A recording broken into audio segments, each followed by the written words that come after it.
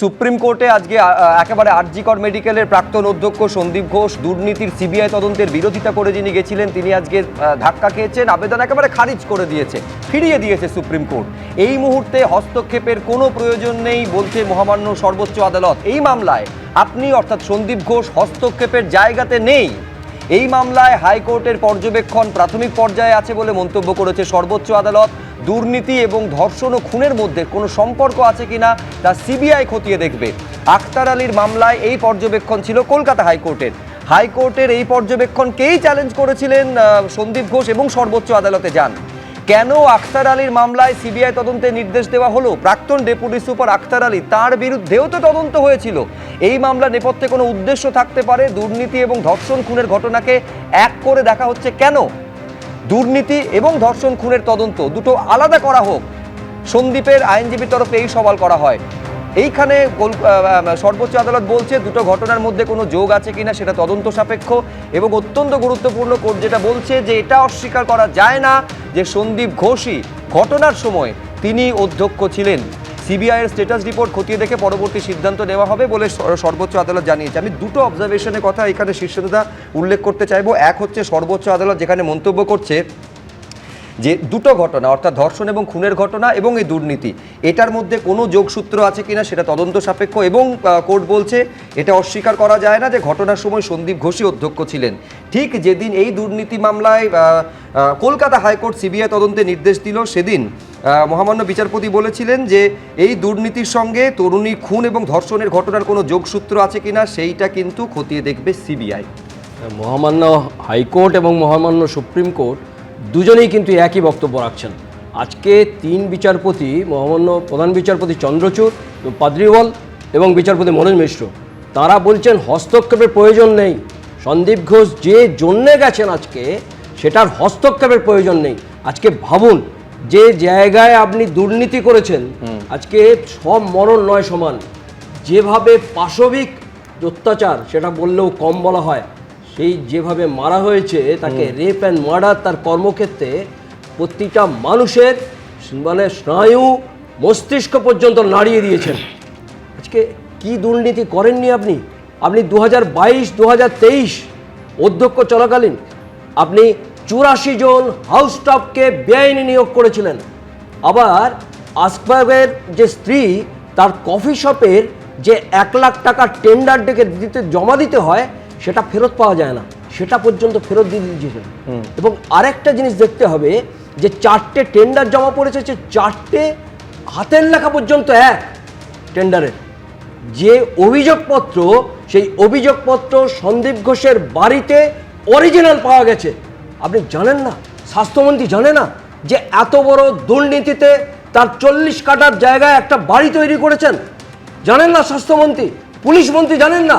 এটা বললে হবে? আজকে জানছেন। একটা মানুষ তার বাবা মা, তার মেয়ে চলে যাবার পর জানছেন, আর কটা মেয়ে এইভাবে চলে যাবার পর জানবেন? সরকার চলছে প্রত্যেকটা জায়গায়, পুলিশ প্রতিটা স্টেপে ভুল করছেন। আজকে রাত্রেবেলায় কোনো সময় কোনো জায়গায় লেখা নেই, কোন আইনে লেখা আছে যে 6:30 থেকে 7:30 তার ময়না তদন্ত হবে? একেবারে এই প্রশ্ন তো পরিবারের তরফে সেদিন যেদিন রাত দখল হলো কয়েকদিন আগে একেবারে সাংবাদিক বৈঠক করে পরিবারের তরফেও এই একই প্রশ্ন তোলা হয়েছিল। আমি কলতান দাশগুপ্তের কাছে আসবো, কিন্তু আজকে সর্বোচ্চ আদালতে যে আবেদন সেটা সম্পূর্ণ ফিরিয়ে দিল। তারপরে জুনিয়র ডাক্তাররা কি বলছেন দেখুন একবার।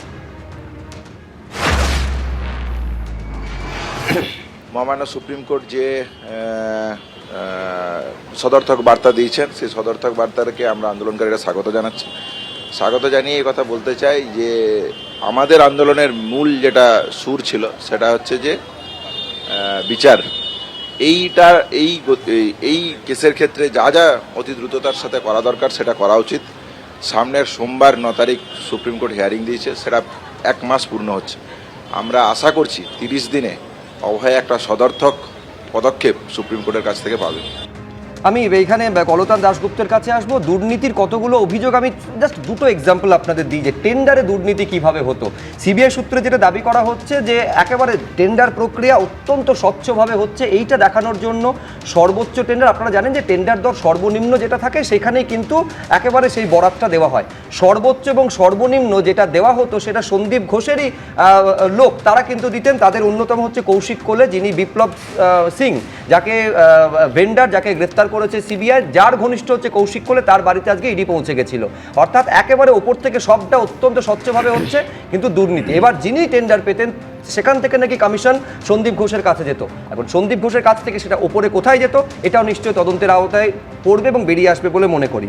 2, প্রসূন চট্টোপাধ্যায়, যে প্রসূন চট্টোপাধ্যায়কে সুভাষগ্রাম থেকে আটক করেছে কলতান, খেয়াল করো, এই প্রসূন চট্টোপাধ্যায় কিন্তু আসলে আরজি করের কেউ নন। এই প্রসূন চট্টোপাধ্যায় হচ্ছে ন্যাশনাল মেডিকেল কলেজ, সেখানে ডেটা এন্ট্রি অপারেটরের কাজ করেন। যেদিন ঘটনা ঘটলো ভাইরাল ভিডিওতে সেমিনার হলে ওই প্রসূন চট্টোপাধ্যায়কে দেখা গেল সেদিনও রেজিস্ট্রি খাতায় ন্যাশনাল মেডিকেল কলেজে ইন এবং আউট হিসেবে সই কিন্তু তার করা আছে, অথচ তিনি সন্দীপ ঘোষের নাকি আত্মসহায়ক হিসেবে কাজ করতেন।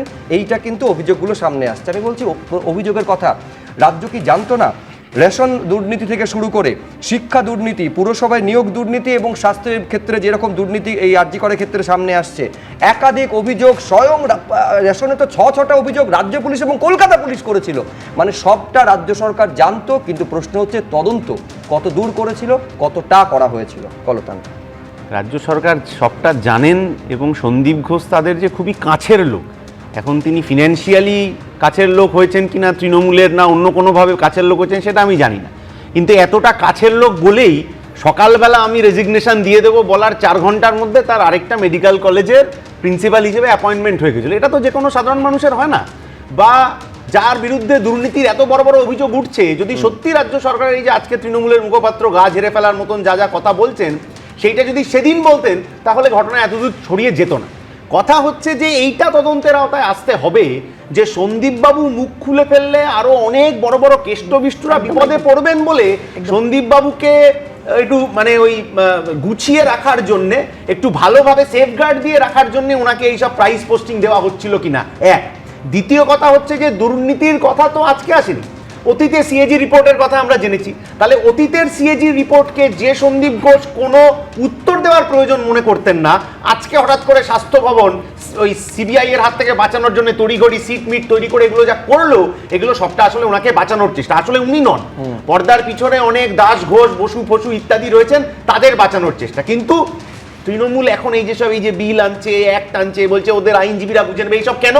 কারণ পার্ক স্ট্রিট কামদুনি ইত্যাদি ইত্যাদি সমস্ত ঘটনায়, হাঁসখালি ইত্যাদি সবেতে তার থেকে অনেক অনেক অনেক বেশি মানুষের পুঞ্জীভূত যে ক্ষোভটা, যে রাগটা, ওইটা রাস্তায় বিক্ষোভে ফেটে পড়েছে, মানে বোমা ফাটার মতো অবস্থা হয়েছে। ফলে তারা বাধ্য হয়েছে এই জিনিসটা করতে। কিন্তু যেটা আমাকে বলতেই হবে সেটা হচ্ছে সিবিআই এর ট্র্যাক রেকর্ড কিন্তু স্কুলের খারাপ ছেলেটার থেকেও অনেক খারাপ জায়গায় আছে। হাঁসখালির মামলা সিবিআই এর হাতে ছিল, সারদা নারদার মামলা সিবিআই এর হাতে ছিল, তথ্য প্রমাণ লোপাটের মামলা যেটাতে রাজীব কুমার অভিযুক্ত সেটাও সিবিআই এর হাতে ছিল।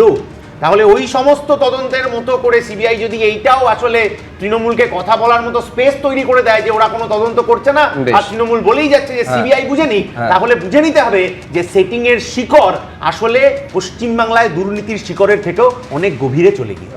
নিঃসন্দেহে আমি অর্ণবদার কাছে আসবো, কিন্তু আমাদের নিঃসন্দেহে তো সিবিআই এর উপর ভরসা এই কারণে করতে হবে, তার কারণ সিবিআই এর উপর ভরসা স্বয়ং আদালত করেছে এবং আদালত এই সিবিআইকে কিন্তু এই সোমবার যখন মামলার শুনানি হবে সেইখানে সিবিআই তদন্ত কতদূর এগোলো সেইটা কিন্তু কোর্টকে কনভিন্স করতে হবে। ফলে সিবিআই এর বিচার পাওয়ার মূল দাবি এবং মূল পথটা এখন সিবিআইকেই দেখাতে হবে। আমি এখানে দেখাতে চাইবো শুভেন্দু অধিকারী, রাজ্যের বিরোধী দলনেতা, তিনি কি বলছেন। আমরা আজকে সুপ্রিম কোর্টে যেভাবে এই করাপ্টেড টেন্টেড একজন স্বাস্থ্য দপ্তরের সঙ্গে যুক্ত থাকা চিকিৎসক কাম আধিকারিককে তার বিরুদ্ধে করাপশনের মামলাতে তার পিলকে যেভাবে ডিসমিস করেছেন বা কোর্টের লাইভ ভিউতে আমরা কোর্টের যে বক্তব্য অনারেবল চিফ জাস্টিসের বা তার যে লফুল্লি তার যে কমেন্ট, এটা যারা কোর্টের লাইভ ভিউ আমরা দেখেছি, আমরা অত্যন্ত খুশি আজকের এই পিল ডিসমিস করা এবং সিবিআই ইডিকে পুরো ইনভেস্টিগেশন করতে দেওয়ার জন্য, এবং এনফোর্সমেন্ট ডাইরেক্টরেটও তালা থানার কেসটা নিয়েছেন। এর বাইরেও স্বাস্থ্য দপ্তরে আরও একাধিক দুর্নীতি হয়েছে সরাসরি মুখ্যমন্ত্রী তথা স্বাস্থ্যমন্ত্রীর নেতৃত্বে। অর্ণবদা, কলতানের কথার প্রেক্ষিতে একটু উল্টো করে বলি যে আমরা তো বারবার করে বলছি যে সিবিআই এর হাতে যখন এটা গেছে তখন যত দ্রুত সম্ভব রাজ্য পুলিশ হাতে থাকার সময় তো কিছু হয়নি দাদা। আজকে পুলিশ কমিশনার তো নিজে কোনো তদন্ত করেননি। যে ঘটনাটা ঘটেছে যে এটা সিবিআই প্রশ্নের এর উত্তর থাকবে কৌশলী না। উপস্থিত থাকেননি এবং ভর্ৎসনা সহ্য করেছেন সেটার জন্য, তার থেকে কলকাতা আমি পুলিশ উল্টোটা ছবি বলছি দেখিয়ে মিথ্যা যে কথা এটা বলেছে, লিঙ্গার প্রেসকে। কারণে হচ্ছে, এটা কলকাতা লিঙ্গার কারণে পুলিশ হচ্ছে এই ছবি জন্য দেখিয়ে মিথ্যা কথা যাতে বলেছে। পশ্চিমবাংলায় যাকে এই যে দুটি fingerprint expert বলা প্রধান হয়নি, বিরোধী আদৌ দল, fingerprint expert একটা হচ্ছে নয়। মার্ক্সবাদী এটা বিজেপি বলে দিচ্ছে। আর একটা হচ্ছে মনুবাদী দল, কলকাতা পুলিশের এই মিথ্যা দুটো কথা একজোট বলা হয়ে আমি আজকে সবটা মানলাম, বাংলা কিন্তু আমি বলছি আমি বলছি মূল প্রশ্নটা হচ্ছে যে অভিযোগ পরিবারের তরফ থেকে তোলা হচ্ছে, একেবারে কলকাতা পুলিশের কাছে অভিযোগ জানানো, আমি বলছি একেবারে, আমি আবার বলছি যে আখতার আলী চারটি জায়গায় অভিযোগ জানিয়েছিলেন কিন্তু কোনো ব্যবস্থা নেওয়া হয়নি। কিন্তু আমি সঙ্গত কারণে সর্বরিদি এই প্রশ্নটাও উঠবে, শিয়ালদা কোর্টে এত বড় একটা মামলা, সারা দেশ সুবিচারের জন্য রাস্তায় নামছে, তাকিয়ে রয়েছে, সারা বিশ্বে আমি বলছি প্রতিবাদ ধ্বনিত হচ্ছে, সেইখানে সিবিআই এর যিনি পিপি পাবলিক প্রসিকিউটর তিনি উপস্থিত নেই, আইনজীবী তিনি উপস্থিত নেই, এইটা মহামান্য বিচারক বলছেন তাহলে সঞ্জয় রায়কে জামিন দিতে। আমি বলছি প্রশ্ন উঠবে সিবিআই এর সিরিয়াসনেস নিয়ে, কোর্ট মনিটর ইনভেস্টিগেশন যেখানে। নিশ্চয়ই, এবং আরও যদি তার সিরিয়াসনেসে কোনো রকম গাফিলতি থেকে থাকে তাহলে আরও অনেক বেশি সিরিয়াস হয়ে এই তদন্তটা করতে হবে সিবিআই কে, এই নিয়ে কোনো প্রশ্ন নেই।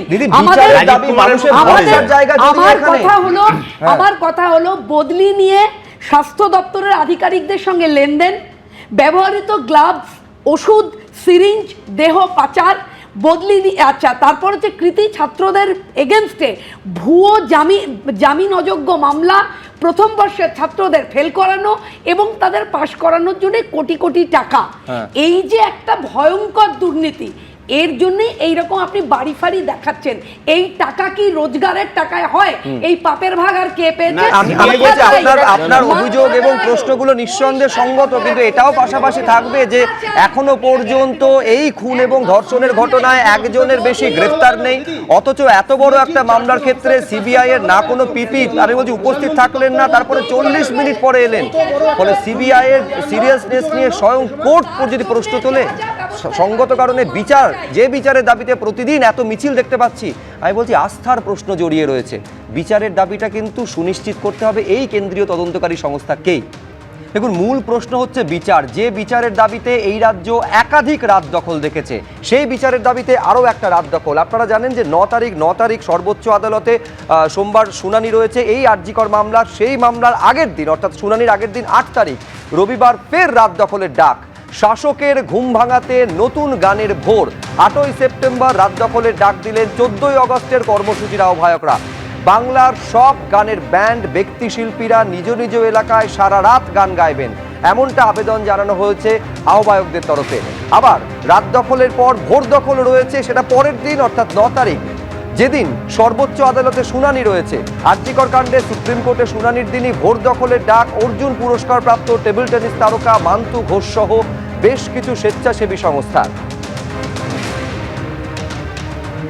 যে 9 তারিখ পরবর্তী শুনানি হবে, 9 তারিখ পড়ে গেলে যে ঘটনাটি ঘটেছে আরজিকরে তার 1 মাস পূর্ণ হচ্ছে। আমরা সেই 9 তারিখের শুনানিকে কেন্দ্র করে 8 তারিখ রাত্রেবেলায় একটি কল দিতে চাইছি, শাসকের ঘুম ভাঙাতে নতুন গানের ভোর। আমাদের প্রিয় চরিত্র গুপি গাইন যেভাবে গান গেয়ে রাজার ঘুম ভাঙিয়েছিলেন, আমরা ঠিক সেইভাবে আমাদের বাংলার যত নতুন গানের ব্যান্ড রয়েছেন, ব্যক্তি শিল্পীরা রয়েছেন, তাদের সবাইকে আহ্বান জানাচ্ছি যে তারা 8 তারিখ রাত্রেবেলায় নিজ নিজ এলাকায় জড়ো হন। আবার রাত্রেবেলায় নতুন গানের ভোরে আমরা এই শাসকের ঘুম ভাঙানোর দিকে এগোই। 8ই সেপ্টেম্বর তিলোত্তমার স্কুল থেকে একটি কল রয়েছে, অকিউপাই ধর্মতলা, সেই পোস্টার আমরা দেখেছি, সেই কলেও আমরা থাকার চেষ্টা করব। এবং তার সঙ্গে সুপ্রিম কোর্টের যেহেতু পরবর্তী শুনানি 9 তারিখ, তাই 8 তারিখ রাত্রেবেলায়ও আমরা এই ডাকটা দিচ্ছি।